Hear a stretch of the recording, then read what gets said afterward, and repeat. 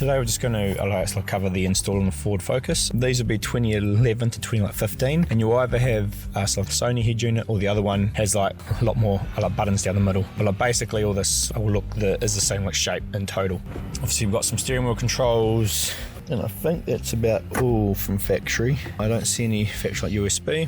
And these have sync, so they have a little bit. To have grown up with people who have memories associated with some things I've done is a real privilege. Yeah, well, it's not like Savage Garden ever ran its.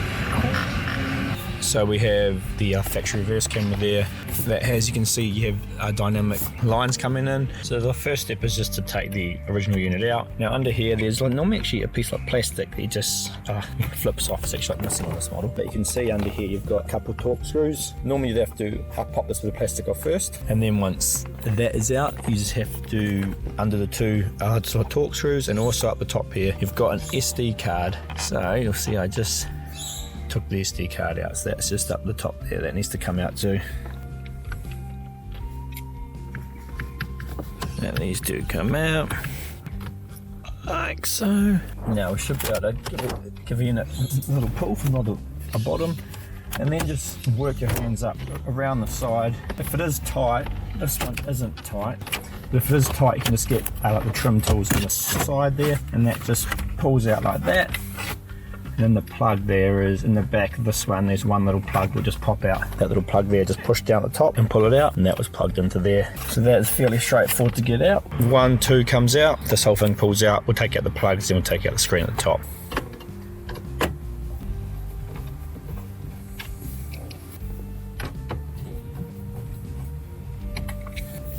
Give that a little tug, and on the back here you've got a few plugs. All these just push down and pull out.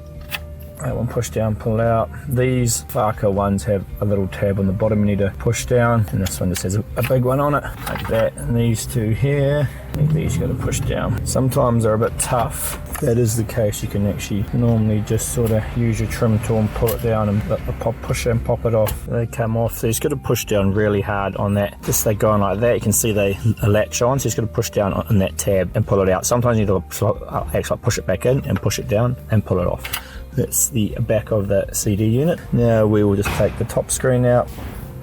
So again, a couple of screws you got to undo. 1, 2, 3, 4.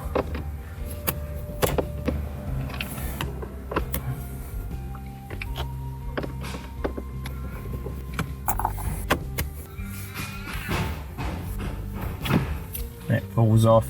And again, on top of the screen here, you got a bit of stuff going on. These plugs are the same again. Push down and pull out ones. Always a bit of a mission to get out.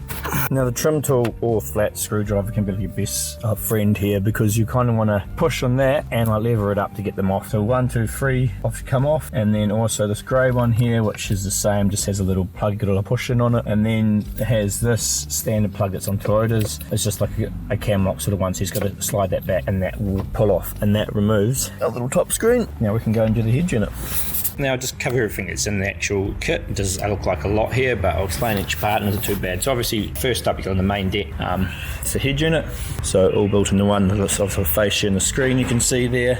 That's the back of our head unit, so that's our main 20-pin plug, we call it. These are our accessory plugs, GPS, 4G and antenna, FM, AM.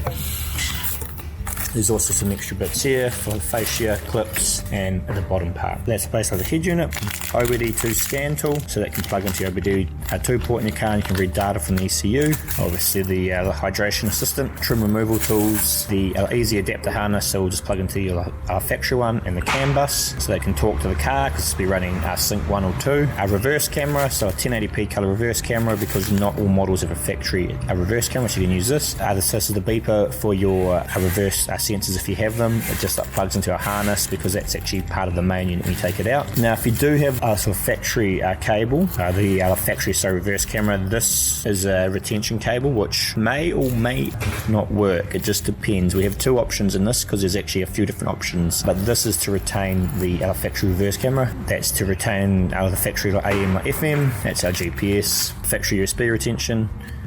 That's our third USB port that comes out the back of a head unit. 4G antenna if you're going to run a SIM card in the unit. Extension switch. to extend the cable. Dual USB cable here, auxiliary cable, which is probably not actually needed for the majority of people. This is reverse camera cable and your secondary camera if you're going to run 2 cameras. Antenna, pre-outs if you're running an amp, so majority of people will not be using like this. They'll just use this one instead, because these two are actually the same thing, but obviously if you don't have to use all those, you don't need them, so you can just use this for the antenna. And then the 4G SIM card. That's basically everything that's in the kit. So the first thing you want to do is you want to go and grab this harness, adapter harness, and just go and find some plugs. Now we want to do this because we just want to make sure the actual unit's going to work. So that plugs into there. They should only plug into where they can plug into. So hopefully you can't go too wrong. That makes sense.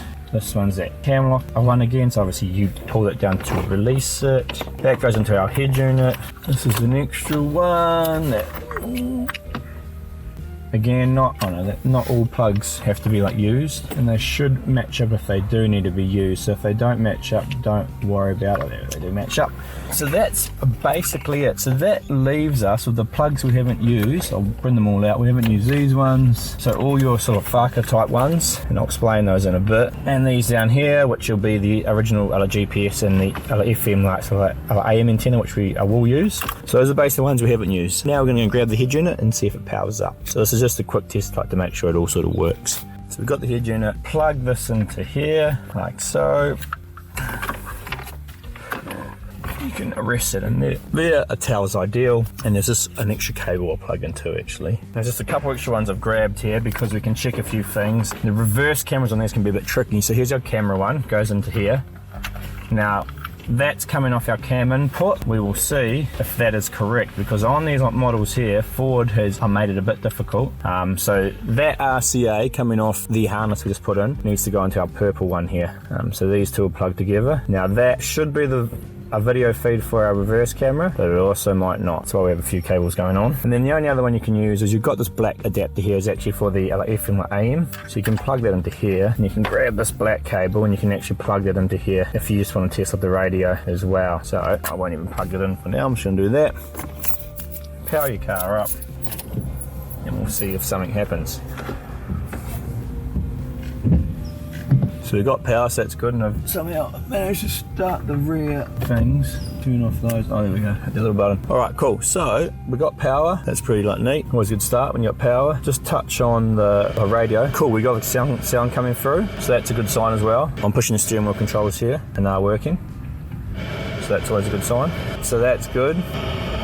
Obviously, we're not picking up any stations here because it is turned off. So obviously we've got that sort of same big button here for volume, just like the other one had. So that's cool. Sound, that's what we want to check. And the other thing you want to check, so you got sort of steering wheel controls, sound, put it into reverse. So I was hoping that might do something. What I'm doing here is you'll see on our models we actually say you have to change the camera format. So I'm getting the camera trigger, but I'm not getting the camera signal. So we've got some extra cables to try and sort that out. So I've done a quick test. I've worked out the steering wheel controls are working, the unit's powering up, we've got sound, we've got the reverse trigger, so that's good. For people who didn't have the factory reverse camera, could have just gone sort of back in.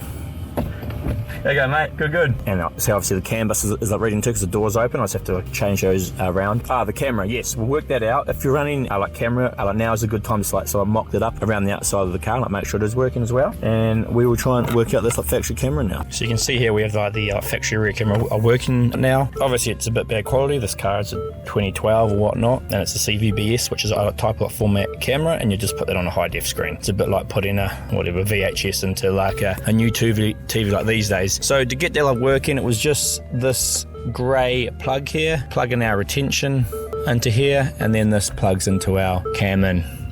So that's our reverse camera working. Right, so we've confirmed everything's working there. This little plug here, a brown one, plugs into our one here. This will have your auxiliary working. There must be an auxiliary port on some of the models. I can't actually see it on lights like this one, but that'll keep that working. Our FM or AM adapter will go into our sort of white one here, and that comes into here. where I showed the reverse camera before. Our little like beeper we will plug into here. That's basically everything. So these ones aren't like used, so you can tie these ones back. That's basically it. So we will now unplug all this, tidy all the wires up, we'll run all the wires that we need to run, and then we'll put the head unit back in. So you won't actually even be able to see down there, but I've tucked them out into the side of the footwell. There's actually a spot behind, kind of up where your clutch would have been, up behind there, and it comes in the back here. So that's our 2 USBs. I mainly put them down there because majority of the time you won't even use them, and you can just like tuck them out of the way up under the sort of trim there, and then when you do need them, you can just obviously grab them and like pop them out as long as you know where they are. And if you do have a cable in them, you can actually like, run the cable down here and have like the cable pop up here, so it's all tidy if you are using them for charging or whatnot.